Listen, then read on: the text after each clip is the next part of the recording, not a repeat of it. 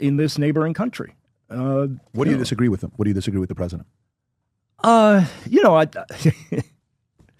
There's a very long list. Did you vote for him? No. You voted for Kamala? Yeah. Did you vote for Biden? I think so. Okay. So you voted for Biden. You think Trump would have stopped the war if he was president, but then you still voted for Kamala. What prompted you to want to vote for Kamala over Trump, even though you know he could stop the war? In general, I think a big part of what I believe is that I think there's a real lack of compassion. I think there's a lack of honesty. Can you be specific? You can't just say that and not give me specific. You got to be pretty specific. What do you mean by lack of compassion and dishonesty? Because Kamala Harris always tells the truth, and we know Joe does. Always, they never lie. But what do you think with Trump? I just think there's a long list of things that he's lied about that I don't have off the tip of my tongue. And I think I believe strongly in racial justice, and I don't think that Trump does. Racial justice? Yeah. He was the first guy that did the prison reform that even Van Jones went and stood behind him crying, saying, "I cannot believe this just happened." He did that. What? This was the first. Oh, yeah. You don't remember that? Do you remember that or no? I do. Yeah. I mean, if there's anybody that's about the racial injustice side, it's Trump. It's not This is a guy that's done a very good job in that. But I want to know specific from your side. What is it? Because you're not when you're as successful as you are, you can't wing answers. You cannot wing answers. Now let me tell you why you can't wing answers. Because if I was to check right now, Rob, can you go to ChatGPT? How many businesses in America went from $0 to $1 billion in revenue? Okay. So if we go, how many businesses go from $0 to $1 billion in revenue? The exact number, fast growing. I want to know how many total companies is what I want to know. Can you see that?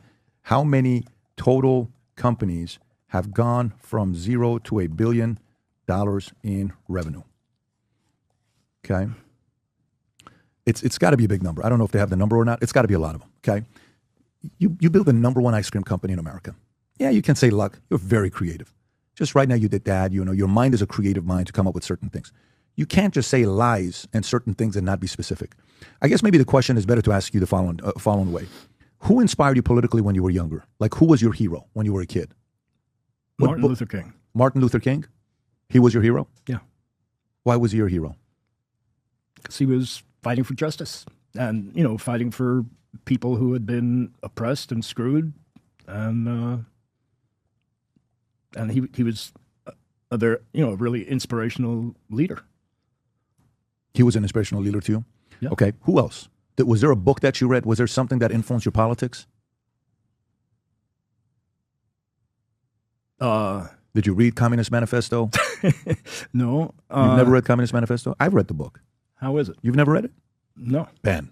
What can I say? Okay, all right. Well, listen, you're missing you read out, what buddy. You read. I was probably reading ice cream books. I think if you read Communist Manifesto, you may go to communism. I mean, you're one step away from socialism. But was there anything? Was there anything? I want to know why you're so. I mean, socialism is a word that gets used to refer to a lot of different things. Yeah. And so I think the old or official definition of socialism is that the state owns all the means of production. I mean, I don't favor that. But I favor 80% taxes. Marginal tax rate, yeah. So you think, let's process that. I'm actually curious to know what you'll say here. So when somebody like you says 80% taxes, you know what you're really saying? You think the U.S. government can do better with our money than we can do with our money. That's what you're saying? You think Congress and Senate can do better with our taxpayer money than we can? Well, if you had a marginal tax rate of 80% on the millionaires and above, you wouldn't have so many people with so much money that were influencing our elections and our legislation in order to make it better for their own selves. So, yeah, I think that it would certainly decrease the spread between rich and poor. And, you know how many, and I think I mean, you think about education, you think about childcare, you think about health care. Yeah. These are things that, especially things like Medicare for all, it needs to be, some things need to be done by the government. Okay, so let me get this straight. And so just 10 minutes ago, you are speaking to the audience who is loving watching you, and you showed how much the government wastes money.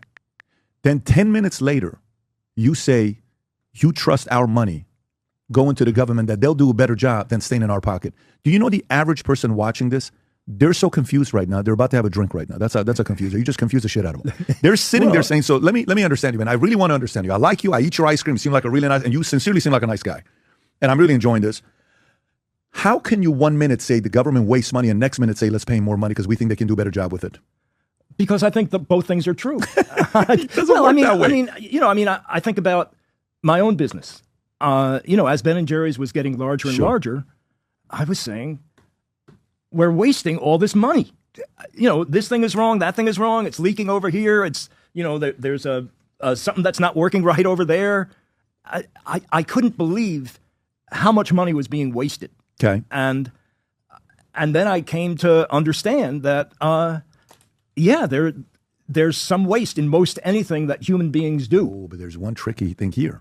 Why do you think you were overly protective of the money that was being wasted? Why? Because I needed to make a profit. Because it's your money. Well, it's your money. That's why. Because you busted your ass to make that money to create jobs. So now imagine these guys are spending $90,000 on a bag of washers that at the Lowe's I can buy for $329. Okay?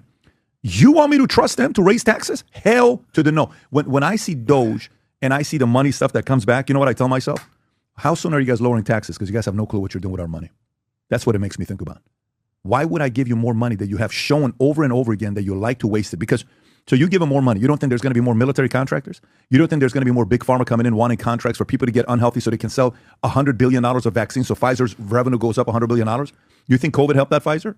You think COVID was a very good event for Pfizer stock? What do you think? You think COVID, Rob, isn't it true that even Pfizer CEO didn't even take the vaccine? But hey, the rest of us had to. You think that was a profitable event for them? You think they won another COVID? You think they won another pandemic? Of course. Why? Because the money goes, there was one of the guys from the big pharmaceutical companies that never took the vaccine. I just don't know which one it was. You don't think that funnels back through?